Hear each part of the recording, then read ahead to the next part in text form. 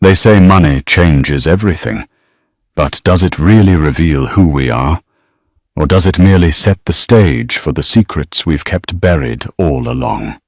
This is the true-to-life saga of Maxwell Harrington, a self-made millionaire, and the two women who changed his life forever. One was his devoted pregnant wife, Ariana, who believed in his dreams from day one. The other was Felicia Morgan, a mysterious mistress who crossed boundaries the moment she grabbed his gold-rimmed credit card. What followed was a whirlwind of deception, financial sabotage, and dramatic reckonings no one saw coming. Brace yourself for a heart-stopping tale of betrayal, money, and justice served cold. Maxwell Harrington was no stranger to ambition. He had, after all, built his fortune from scratch, starting with a scrappy marketing agency in his early 20s and expanding into real estate investments that turned him into a multi-millionaire by the time he was 35. Married to Ariana, a former paralegal who supported his hustle from the days of ramen dinners, Maxwell seemed to have it all. Their life was a beautiful tapestry of high-end galas and heartfelt Sunday brunches with close friends. If you looked at any photograph of the couple, you'd see two people who genuinely cared for each other, their eyes lit by shared dreams. Ariana's pregnancy came like a bright star in an already glittering sky. After years of trying, the couple was finally expecting their first child. Maxwell was overjoyed. He wanted a family legacy to pass down, someone to carry forward the Harrington name. And Ariana glowed with the promise of motherhood, envisioning a stable, loving home for their baby girl. But stability is often an illusion. Beneath the surface, Maxwell's hectic lifestyle tugged him in many directions. Late-night meetings, international business calls, and impromptu networking events became his norm. Ariana, initially understanding, began to worry about his constant fatigue, the hollow look in his eyes whenever he rushed from one meeting to another. Then there was Felicia Morgan, a spirited entrepreneur trying to launch her own event-planning startup. She'd first crossed paths with Maxwell at an exclusive charity fundraiser for local youth programs. She was there not as a guest, but as part of the event's organizing team. A small conversation about lighting arrangements turned into a long exchange about their mutual passion for business. Maxwell was intrigued by Felicia's energy. She listened to him with rapt attention. There was something intoxicating about her ambition, a reflection of his younger self that he found hard to resist. Late-night coffee chats became routine. Although Maxwell assured himself it was all professional lines blurred. One evening, Felicia confided that she had major debts holding her back. Maxwell, driven by his usual generosity, offered financial advice, then over weeks more than just advice. It was a slippery slope. Soon texts flew back and forth at all hours, and Maxwell found himself torn between excitement and guilt. What he didn't realize was that Felicia's desire for success went far beyond what she admitted. She saw Maxwell as a gateway to a life she believed she deserved, and so began the descent into a tangled web of deception. Ariana Harrington's life revolved around nurturing the new life within her. She spent her mornings reading pregnancy books, her afternoons planning nursery designs, and her nights waiting for Maxwell to come home. As the months passed, her belly swelled with promise. Yet she couldn't ignore the growing distance in her marriage. Maxwell was away more often. Business, he claimed, always business. But Ariana was no fool. She worked in a law firm environment before and knew how subtle changes in someone's habits could indicate deeper issues. The suspiciously hushed phone calls, the random late-night texts, the way Maxwell sometimes drifted off in conversation, as though his mind was stuck somewhere else. It all formed a puzzle she dreaded completing. One afternoon, she sought out her old friend John Smith, a reliable family attorney from Redwood City, who had handled some of Maxwell's real estate deals in the past. John knew the Harringtons personally. He'd been to their home for holiday parties and had seen how Ariana always had Maxwell's back even in the toughest of times. She didn't explicitly say she suspected an affair. Instead, she spoke about protecting their assets, especially now that they had a child on the way. John, ever the professional, offered sound advice suggesting prenuptial contract reviews, estate planning, and ways to secure the child's financial future. Ariana nodded, her face taut with anxiety. Across town, Felicia Morgan pushed forward in her budding romance with Maxwell, though she cloaked it under the veil of professional partnership. She invited him to walkthroughs of prestigious event venues, introduced him to potential clients who fawned over his success. Felicia was always by his side, beaming with pride, whenever she introduced Maxwell as her investor. The truth was, she had begun to rely on his steady flow of funds to cover her own expenses. Maxwell, enthralled by the excitement of it all, continued to write checks to back her budding enterprise. Over time, Felicia realized Maxwell's generosity had virtually no limit, at least none she had yet encountered. Feeling emboldened, she made a life-altering decision, one that would send shockwaves through every corner of Maxwell's world. Unbeknownst to him, she quietly memorized one of his credit card numbers one night while he was away from the table, leaving the glossy platinum card on the bar counter. It felt like the final step in claiming the sort of life she believed she was destined for. Ariana carried on at home, unaware of the storm brewing. She had no idea another woman had set her sights not just on her husband's heart, but on his wallet, an audacity that would spark a chain reaction no one could have predicted. It happened in a single audacious moment. Felicia Morgan, flush with confidence, placed an order online for a designer handbag using Maxwell's platinum credit card number. She reasoned it was a small expense compared to his wealth, and besides, wasn't she contributing to his happiness by being his muse, his companion, his source of adrenaline in a monotonous life? The handbag was her reward for all her hard work, or so she justified. Yet the thrill of this deceitful purchase was so intoxicating that she didn't stop at one. Within days, a string of high-end transactions followed: luxury shoes, exclusive skincare products, reservations at five-star hotels for business meetings. Each time, Felicia felt a rush of power. She convinced herself Maxwell wouldn't notice a few $1,000s here or there. After all, he never seemed concerned about finances in general. But Maxwell's longtime accountant, George Whitmore, noticed the discrepancies. George was a meticulous man who had managed Maxwell's accounts for nearly a decade. He believed in accountability, especially given Maxwell's complex financial portfolio. When George spotted unusual spikes in credit card statements, charges that didn't match Maxwell's usual spending patterns, he grew alarmed. Discreetly, he raised the matter with Maxwell. Maxwell initially dismissed it, thinking it might be some business-related purchase he had forgotten about, or Ariana's new nesting expenses for the baby. But a few weeks in, the charges escalated beyond reason. Apprehension twisted in Maxwell's gut. He confronted Felicia, who quickly spun a tale of pressing business obligations, an emergency here, an investment there. Maxwell found himself in a moral quandary. On one hand, he felt betrayed that Felicia had used his personal card without explicit permission. On the other, he was flattered she turned to him for help, reinforcing the unspoken bond they shared. A trembling Maxwell hesitated. Should he cut her off? Or should he keep allowing Felicia to draw from his finances for the sake of preserving their illicit relationship? The rational side of him knew this was wrong, But the emotional side, caught up in Felicia's allure, couldn't break free. He fell deeper into the trap she set, grudgingly allowing.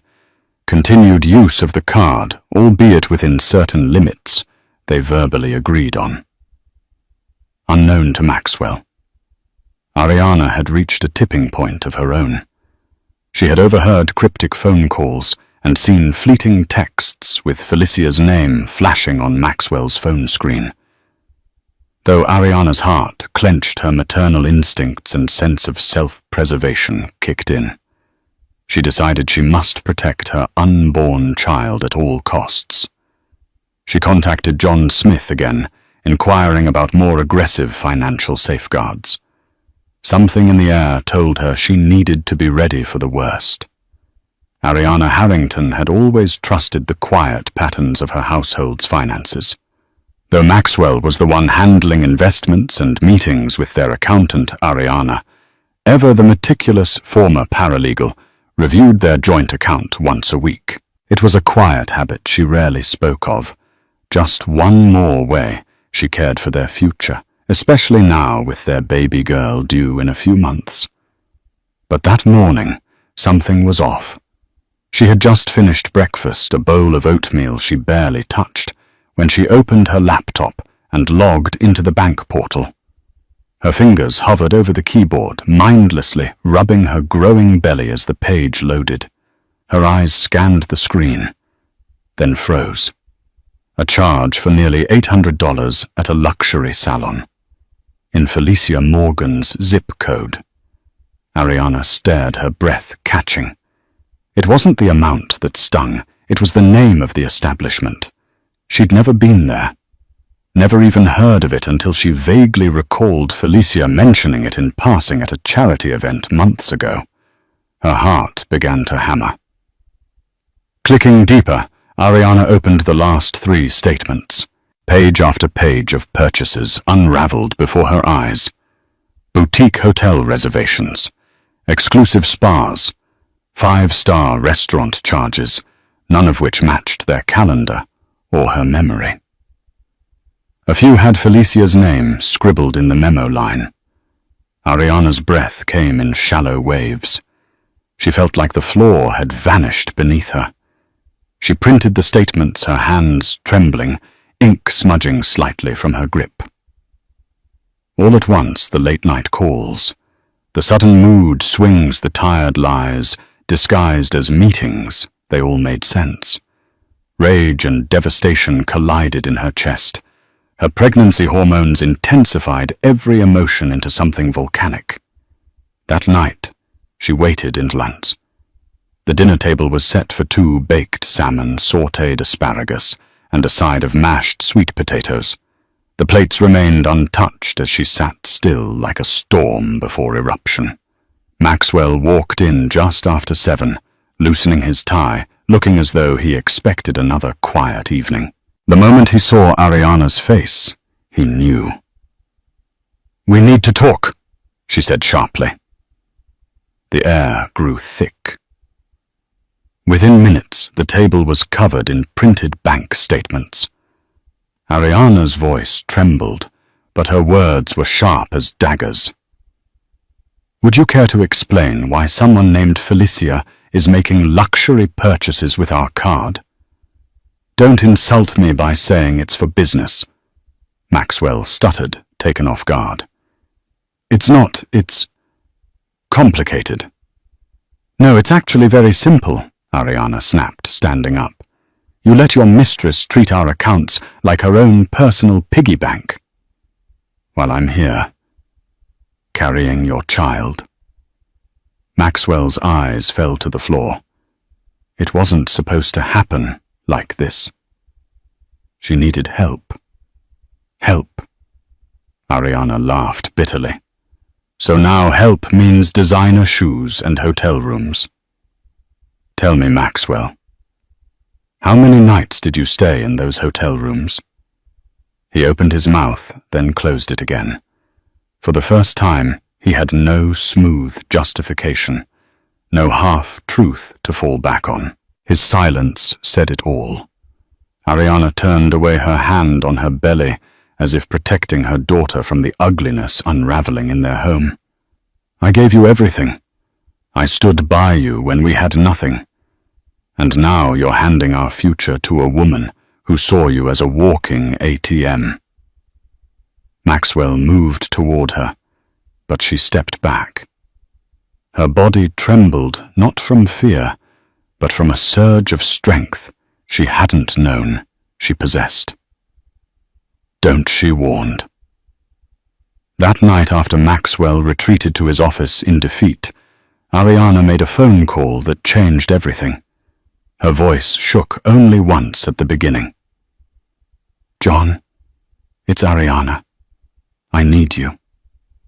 John Smith, the trusted family attorney who had been like a big brother to her since law school, listened calmly as she explained the situation. "I want every account frozen," she said, her tone resolute. "Not just the joint ones. If there's a way to prevent him from funneling any more money to her, I want it done. Now." John was quiet for a moment. "You're not filing for divorce." "Not yet," Ariana whispered. "But I'm protecting myself and my child." Within 24 hours, emergency legal mechanisms were in motion. Ariana had every right under community property laws and spousal protections to limit access to shared funds if marital misconduct threatened their financial stability. John moved quickly, drafting temporary injunctions, initiating asset transfers into irrevocable trusts, and locking down the family's most liquid holdings. Maxwell found out the next morning when his card was declined at a cafe. Then again when he tried to wire money to his office payroll account. Then again when he called George, his accountant, and was met with, "I think you better talk to Ariana." Panic set in. Meanwhile, Felicia walked into an upscale boutique with a confident smile, only to have the platinum card declined in front of 2 sales clerks. She stared at the terminal as though it had betrayed her. "Run it again," she demanded. The second attempt failed too. Felicia left, red-faced, her fingers already texting Maxwell in a frenzy. And back home, Ariana sat in the nursery, staring at the tiny crib they'd bought together. She rested a hand on her swollen belly and whispered, "I will never let anyone take from you what's rightfully yours. Not even your father." The war had begun, and this time Ariana was not afraid to fight. In the aftermath of the financial freeze, Maxwell stood on precarious ground. His business empire, Harrington Enterprises, relied heavily on fluid cash flow. Investors watched with concern as rumors circulated about the sudden paralysis in his accounts. Maxwell scrambled for damage control. He scheduled meetings with key stakeholders to assure them it was a domestic matter, that his finances were still secure and his real estate holdings were intact. Yet the air of panic lingered. Banks don't just freeze accounts for no reason, and word spreads quickly in high net worth circles. Meanwhile, Felicia Morgan was in a panic of her own.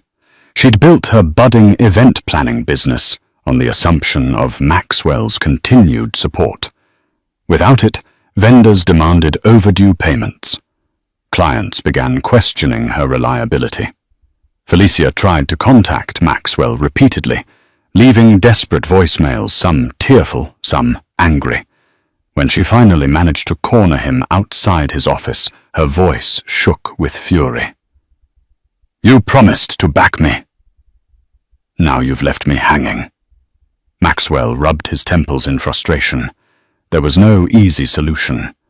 His wife Ariana, still reeling from betrayal, had not only frozen their joint accounts, but initiated a review of every financial transaction Maxwell had made in the past 6 months. Her attorneys filed preliminary motions in court, aiming to protect marital assets under the threat of potential divorce proceedings. Amid the chaos, Ariana wrestled with a whirlwind of emotions. She felt betrayed, but also worried for Maxwell's businesses. Above all, she feared the health toll this stress was taking on her unborn child. Late one night, she found herself lying awake, hand resting protectively on her stomach, tears streaming down her face. She recalled her earliest memories with Maxwell scrimping for rent, celebrating their first big investment success with cheap champagne. How did they get here? How could someone so once devoted and loving betray her in such a cavalier way? At that moment, Ariana vowed that if there was any glimmer of hope for her marriage, Maxwell would have to earn it. She couldn't stand by while Felicia, this cunning mistress, threw their lives into turmoil. Ariana decided to schedule a meeting with Felicia. It was a bold move, possibly dangerous for her emotional state, but Ariana felt it was necessary. She needed to look her husband's mistress in the eyes and see exactly what kind of woman had so brazenly hijacked their finances. Maxwell, upon learning Ariana's intention, tried to dissuade her. He wanted to shield Ariana from further stress, but in truth, he feared what Felicia might say.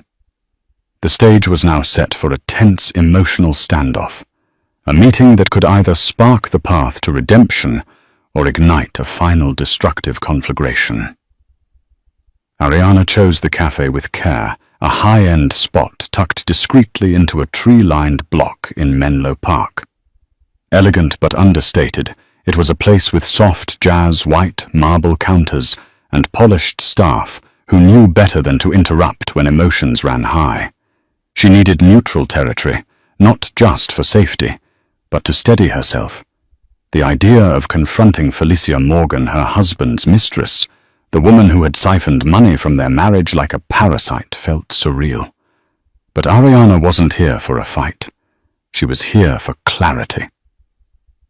She arrived 15 minutes early, dressed with quiet power, in a black maternity dress that hugged her belly, her hair tied back in a no-nonsense bun. No jewelry other than her wedding band. Her makeup was light but sharp. She wasn't there to impress. She was there to send a message. She ordered chamomile tea and took the corner table her back to the wall where she could see the door.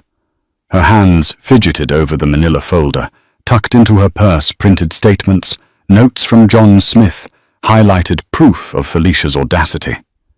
But she hoped she wouldn't need them. She hoped this would be civil. Brief. Surgical. At 11:17 a.m., Felicia arrived. She swept in like a woman used to taking up space wrapped in a powder blue blazer Ariana suspected had been charged to Maxwell's card. Oversized sunglasses obscured her eyes until she pulled them off with one hand, her expression unreadable. She looked Ariana up and down, perhaps expecting someone more fragile, more frayed. Instead, Ariana met her with a gaze that didn't flinch. Felicia approached with a half-smile that didn't reach her eyes. "Ariana, you look... well." "I'm pregnant," Ariana said plainly. "I look how I feel exhausted and betrayed." Felicia slipped into the chair across from her and crossed her legs. "Look, I didn't come here to be scolded." "Good. I didn't come here to scold," Ariana said, folding her hands. "I came to understand how a woman could look another woman in the eye and still justify stealing from her." Felicia scoffed softly, as if offended. "I didn't steal anything," Maxwell offered. "He didn't offer his credit card," Ariana interrupted. "You took it. You memorized the number while he wasn't looking. That's theft, Felicia. Plain and simple." Felicia shifted in her seat.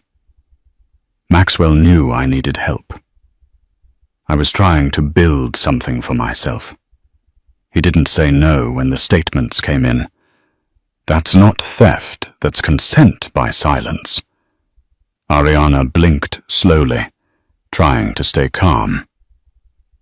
Her heart pounded in her ears, but she kept her tone cool. You really believe that? That just because he didn't stop you fast enough, it was yours to take? Felicia leaned in slightly. Ariana, let's not pretend you and Maxwell are some perfect fairy tale couple. He came to me. He confided in me.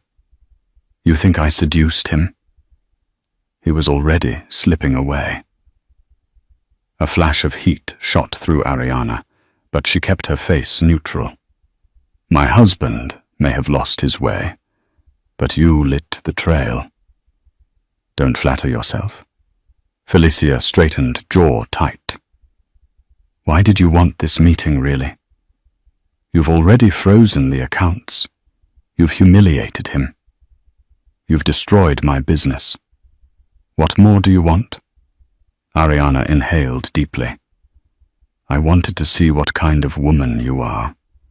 I wanted to look into the eyes of the person who knowingly walked into a marriage and helped rip it apart while pretending it was business. For a moment, the mask cracked. Felicia's confidence wavered. She reached for her cappuccino, which the waiter had placed without them noticing, and took a long sip.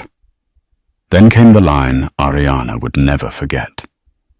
You're trying to hold on to something that's already slipping through your fingers. You think freezing his accounts and playing the legal card will make him love you again. It won't.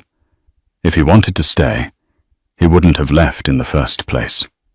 The words hit like a punch, but Ariana didn't react, not outwardly.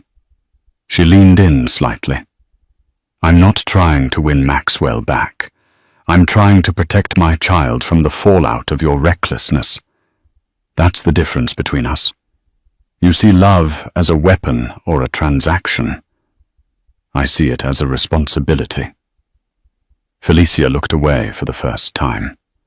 Ariana reached into her purse and pulled out a single sheet of paper, an image of a transaction from Maxwell's card, for a $2,500 handbag.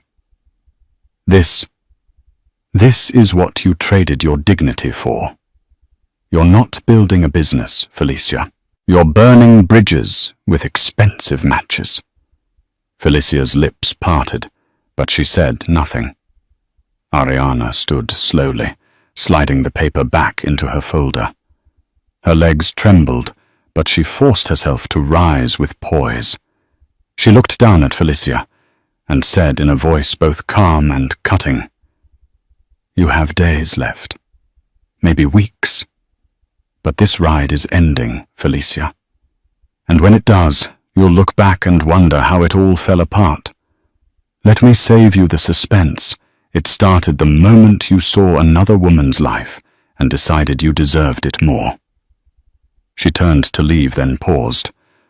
Oh, and one more thing, if you try to retaliate through media or lawyers.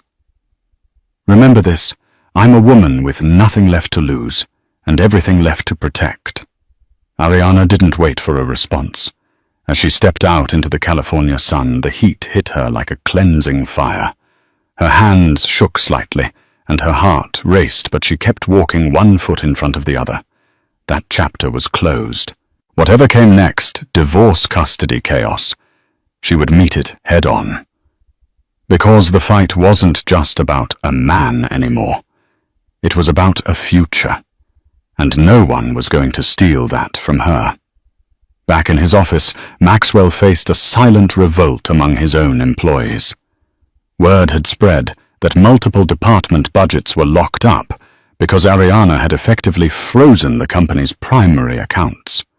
Some staffers whispered that Maxwell was distracted by a scandalous affair, while others worried for their job security. The corporate atmosphere grew tense, overshadowing the once celebratory environment where big deals were closed almost daily. On top of that, Felicia's event planning startup began to crumble.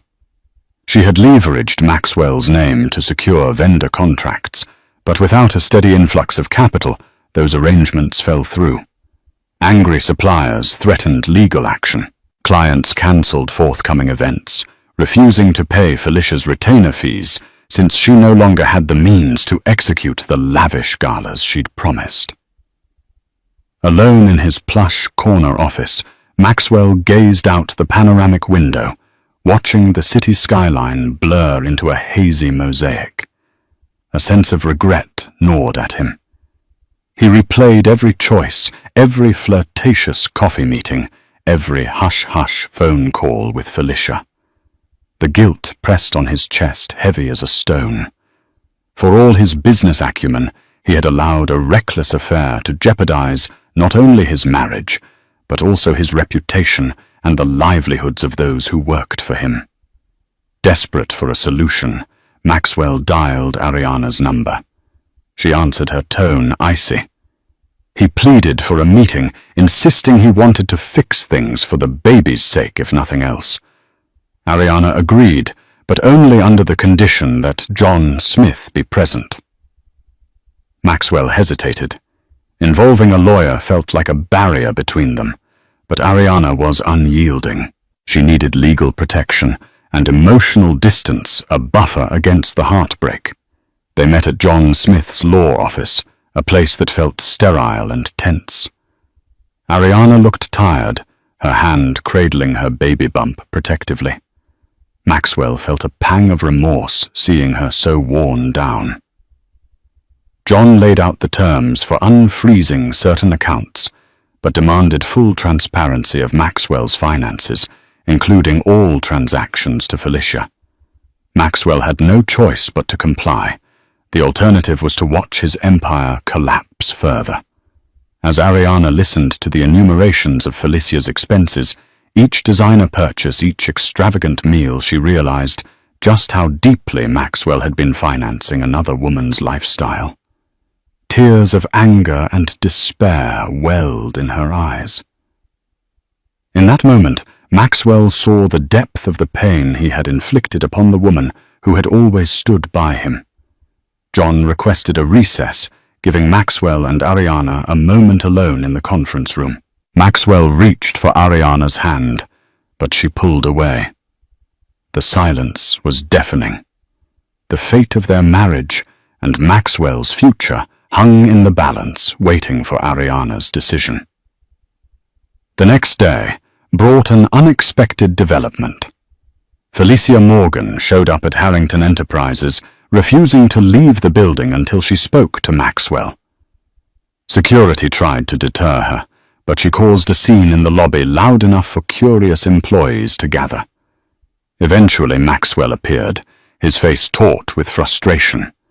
He escorted Felicia into a private conference room. There she broke down, tears streaming down her cheeks as she recounted how her fledgling business had all but collapsed. She was being harassed by creditors, and she had no money left to keep her apartment. Felicia demanded Maxwell give her a final severance so she could start over. Her tone, halfway between desperation and threat, suggested she might go public with their affair if he didn't comply. Maxwell was stunned. The woman who once charmed him with her ambition now revealed a manipulative streak far darker than he'd imagined. Backed into a corner, he felt a sudden rush of anger. "This has to end," he hissed. "I've nearly lost my wife, my child, and my business over this. I can't give you any more." Felicia threatened to contact tabloids, threatening to shred his reputation with interviews and leaked messages. Maxwell, mindful of the potential fallout, refused to budge, but did offer a small settlement to ensure Felicia could move out peacefully and drop any blackmail attempts. Little did he know that Ariana, after hearing rumors of Felicia's dramatic arrival, had come to the office to confront Maxwell. She accidentally overheard part of their conversation through the partially open conference room door. As she listened to Felicia's threats and Maxwell's desperate attempt to clean up the mess, Ariana felt both a pang of pity for Maxwell and a hardened resolve to protect herself. When Maxwell exited the room, he found Ariana standing there, her eyes cold yet sad.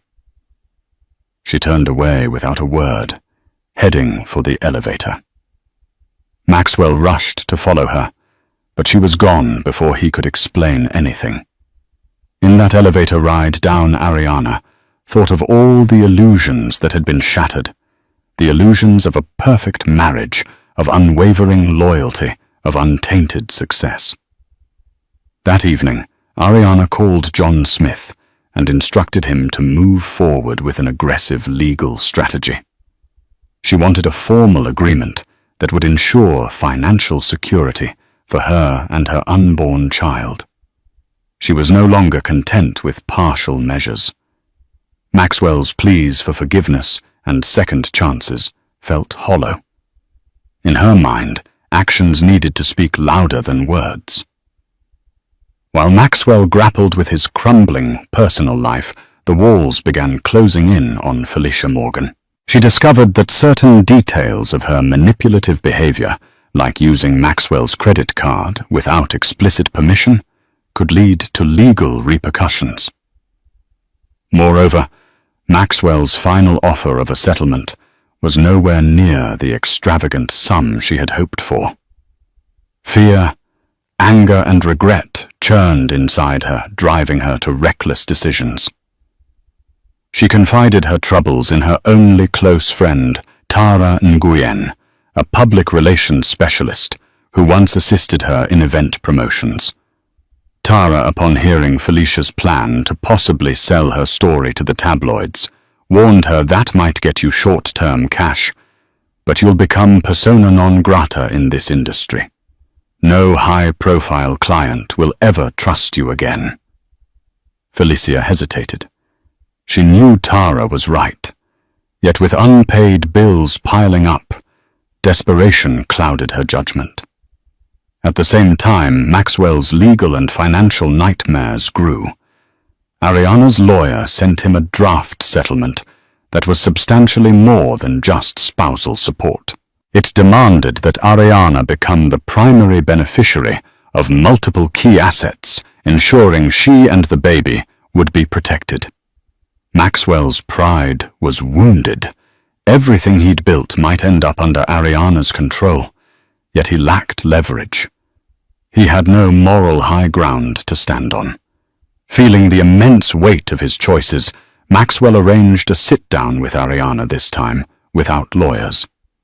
In the living room of their once happy home, he confessed his wrongdoing in a halting, remorseful voice.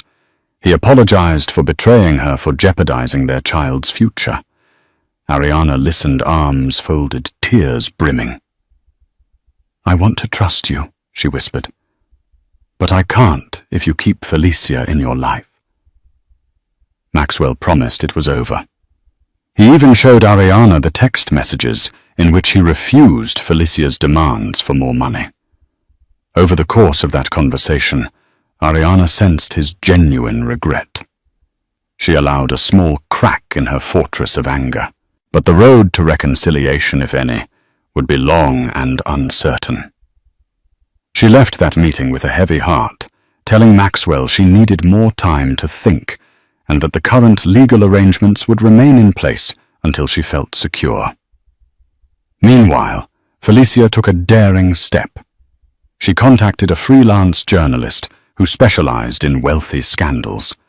Though she stopped short of giving a full tell-all, she hinted she had juicy information about a millionaire's extramarital affairs, shady financial dealings, and a pregnant wife scorned. If the story broke, it could catapult Felicia into the public eye, but it could also backfire spectacularly. The seeds for the next chapter of turmoil had been sown. Amid the swirling rumors, Ariana's health took a downturn. She experienced early contractions one evening and had to be rushed to the hospital. Maxwell, informed by Ariana's distraught mother, abandoned everything to be by her side.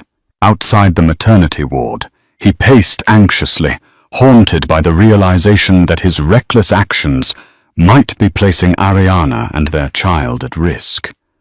When Ariana stabilized, the doctors advised strict bed rest for the remainder of her pregnancy. Stress was her enemy, they warned, and any emotional upheaval could trigger premature labor. Maxwell felt an overwhelming sense of guilt and responsibility. Watching Ariana lie there, exhausted and tearful, forced him to confront the magnitude of his betrayal. While Ariana recuperated in the hospital, Maxwell took a crucial step. He convened a meeting with his lawyer, George the accountant, and John Smith. He wanted to expedite any documents necessary to ensure Ariana's financial security immediately. Whether they stayed together or not, she and the baby would want for nothing. John, though skeptical of Maxwell's change of heart, agreed to set up a trust fund that protected Ariana and the child, accessible only by Ariana's signature. Maxwell also insisted that once Ariana and the baby were healthy and safe, he would return all joint funds to her oversight. John drafted the paperwork, and Maxwell signed an act of contrition that carried considerable weight. In a parallel move, Maxwell decided to go on the offensive with Felicia. Through his lawyer, he sent a cease and desist letter warning her against making any defamatory statements or attempting blackmail. He also demanded reimbursement for any unauthorized transactions she had placed on his card, threatening civil action if she did not comply. Felicia, enraged, saw her once lucrative fling transform into a nightmare of legal threats. And then came the unexpected. Felicia discovered she too was pregnant. Shock and terror washed over her in equal measure. She wasn't sure if Maxwell was the father, but if he was, it could change everything. Confusion gnawed at her. Was this a stroke of luck that might restore Maxwell to her side, or was it yet another layer of complication that would destroy them both? As she wrestled with this new development, Maxwell and Ariana's lives inched forward cautiously. Ariana remained in the hospital, battling both her physical and emotional frailties. Maxwell lingered at her bedside, torn between his guilt and a glimmer of hope. He dreamed of redemption, but the looming specter of Felicia, now harboring a potentially life-altering secret, threatened to upend everything once again. Felicia Morgan's possible pregnancy became the catalyst for a whole new wave of tension. She debated whether to inform Maxwell immediately or wait until she had concrete proof. A part of her considered the child as a bargaining chip. Another part dreaded the wrath that might follow. Ultimately, she decided she needed confirmation first. An appointment was scheduled at a nearby clinic where she discovered that she was indeed pregnant. The gestational timeline suggested a high likelihood that Maxwell was the father. Desperate for advice, Felicia confided in Tara Nguyen once more. This time, Tara's counsel was unequivocal. Don't even think about using this child as leverage. If you're going to raise a baby, do it right. A scandal or blackmail could destroy both you and your baby's future. Felicia listened, tears forming in her eyes. She felt trapped by her own ambitions, ones that had led her into a complicated, painful entanglement. Meanwhile, Ariana's hospital stay continued as doctors monitored her condition. Maxwell never left her side for long. He slept in a chair by her bed, held her hand whenever she woke from restless slumber, and read baby books out loud to her in a shaky voice that betrayed his own nerves. For the first time in a long while, he seemed to rediscover the man Ariana had initially fallen in love with, a man of tenderness, not pride. Ariana, exhausted, grappled with internal conflict. Part of her wanted to give Maxwell another chance, especially now that he'd taken steps to secure her future. Yet every time she closed her eyes, she saw images of Felicia spending their money, mocking her at the cafe, or demanding more from Maxwell. The betrayal felt like a cold dagger lodged in her chest, and she wasn't sure it could ever be fully removed. Amid this delicate truce, Felicia's bombshell text arrived on Maxwell's phone. "We need to talk. I'm pregnant." Maxwell's face drained of color as he stared at the screen. He carefully exited Ariana's hospital room and placed a call to Felicia. Her voice was trembling. She revealed she was about 7 weeks along. Maxwell's mind reeled. Ariana was in her 3rd trimester, nearly ready to deliver. The timing felt painfully ironic. 2 pregnancies, 2 entirely different contexts, and one man caught in the middle. Fear flooded Maxwell's thoughts. How would Ariana react? Would this finally destroy any chance of salvaging their marriage? And what about Felicia? Would she weaponize this pregnancy, or would she attempt to handle things quietly? One thing was clear. No matter what he wanted, another life was at stake. He had to step up, or he risked failing not just Ariana and his unborn child, but Felicia's as well. The revelation of Felicia's pregnancy came like a thunderbolt. Maxwell, in a daze, found himself juggling 2 crises. On one side lay Ariana, fragile, hospitalized, and deeply hurt. On the other side, Felicia, desperate, pregnant, and prone to drastic measures. Feeling cornered, Maxwell confided in his close friend and business partner, Marcus Reynolds. Marcus had known Maxwell since their college days, and was one of the few people Maxwell trusted implicitly. Over a tense conversation in Maxwell's office, Marcus exclaimed, "Man, this is beyond complicated. But you need to be honest with Ariana. Even if it breaks her heart, she deserves to know." Maxwell nodded, guilt tightening around him like a vice. Summoning every ounce of courage, Maxwell returned to the hospital. Ariana was propped up by pillows reading a brochure about newborn care. He sat beside her and gently held her hand. Slowly, he told her everything, that Felicia was pregnant, that he wasn't 100% certain it was his, but the timeline suggested it might be. He expected an outburst or tears, but Ariana's reaction was eerie calm. She listened, closed her eyes for a moment, and then said, "I can't do this right now. Please just let me rest."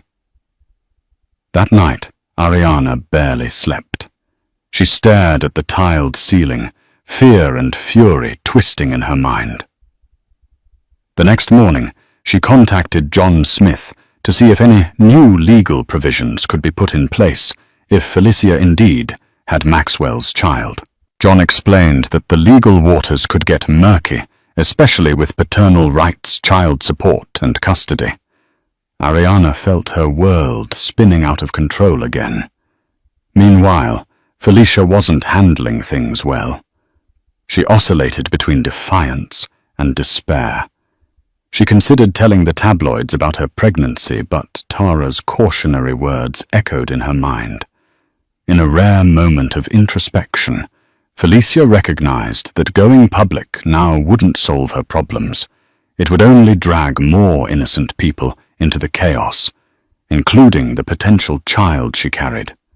Eventually, Felicia agreed to meet with Maxwell again, this time with no pretense of blackmail or demands for exorbitant sums. She merely wanted clarity. Would Maxwell be involved if the child turned out to be his? And what would that mean for Ariana? Maxwell made no promises except one. He would take a paternity test as soon as medically feasible, and if the baby was his, he'd provide support. But in the back of his mind, Maxwell knew that no matter how honorable his intentions were, now, he might already have lost the one thing he valued most, Ariana's trust and love.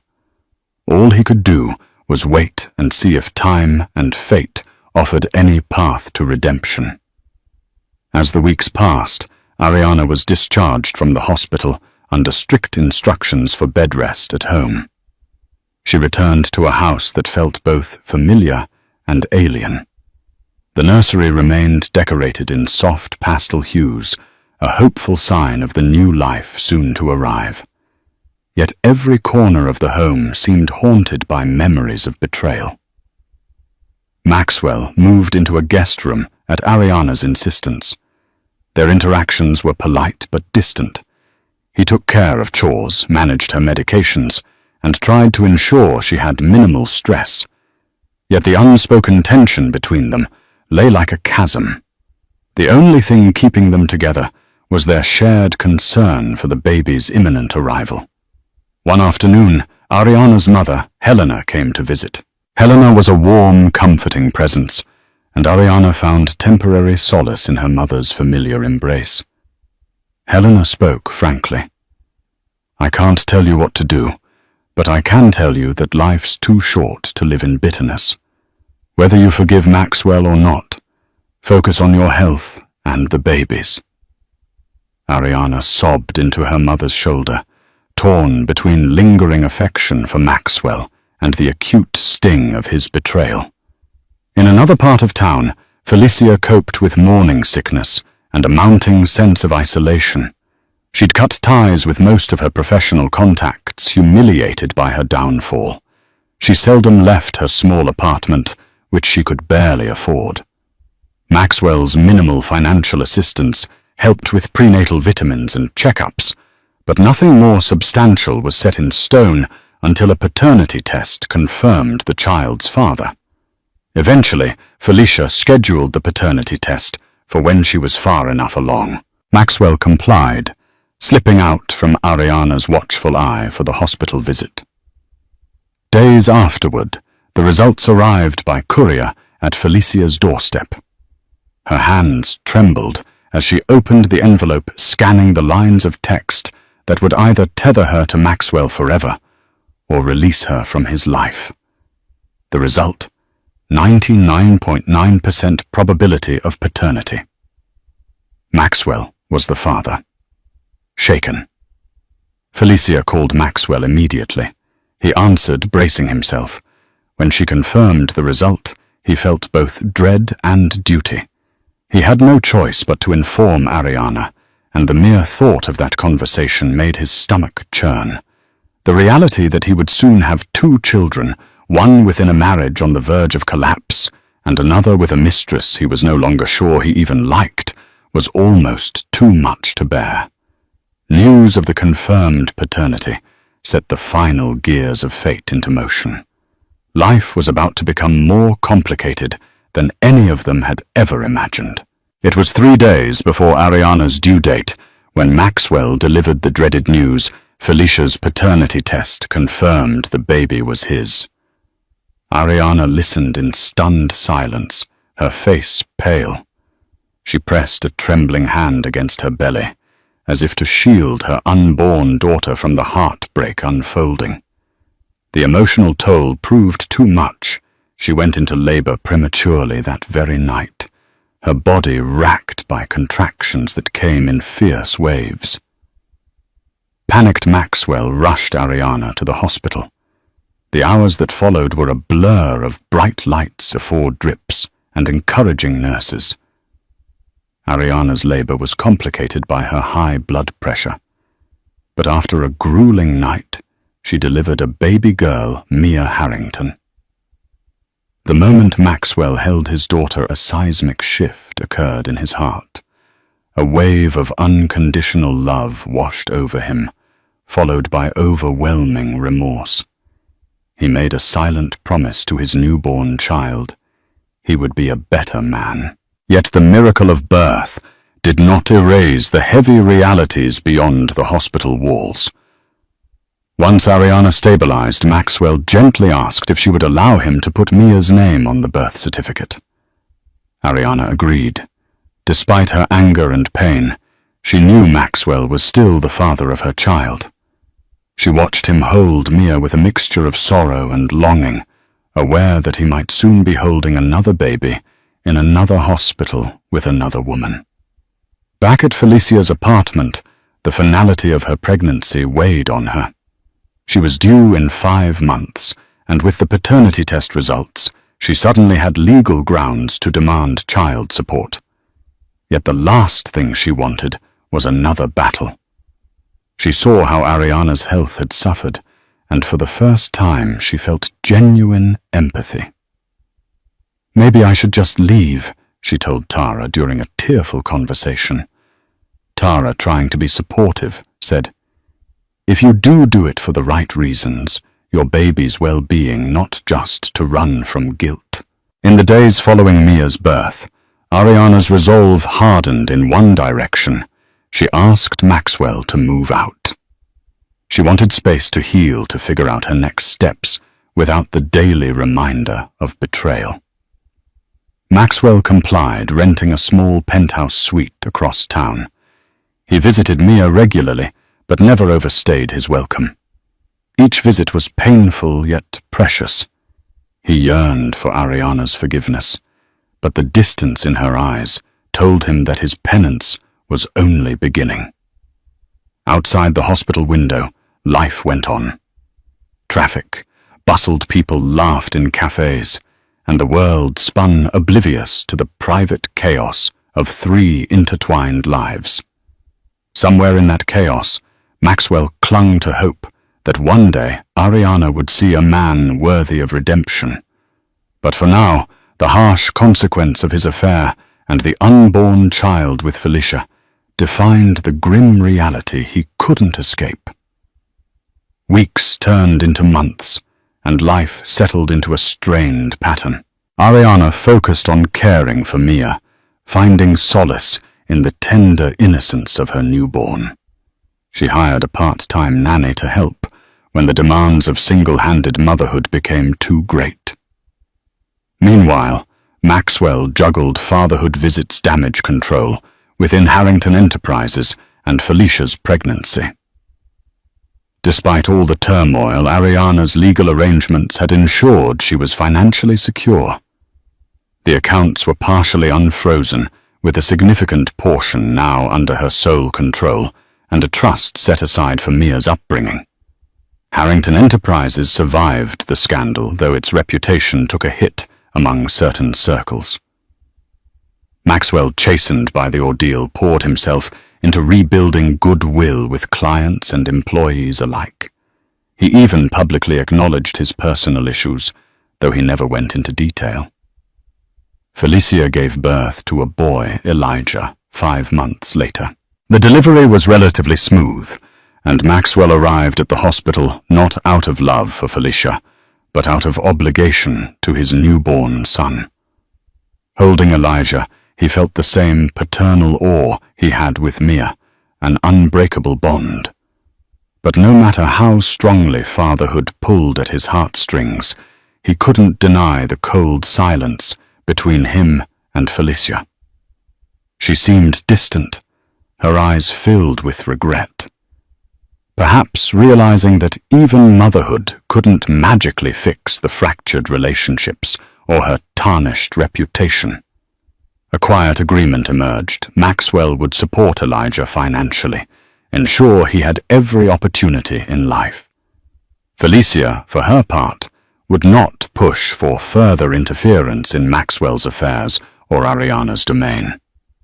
She contemplated moving out of state to start anew, which might allow all parties involved a chance at healing in their own way.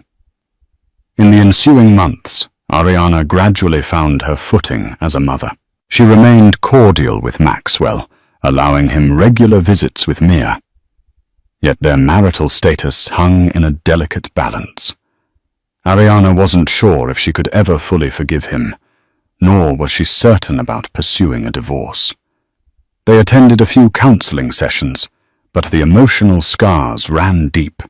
It would take a tremendous effort, and perhaps a miracle for them to rebuild. As for Felicia, she quietly slipped out of the social scene.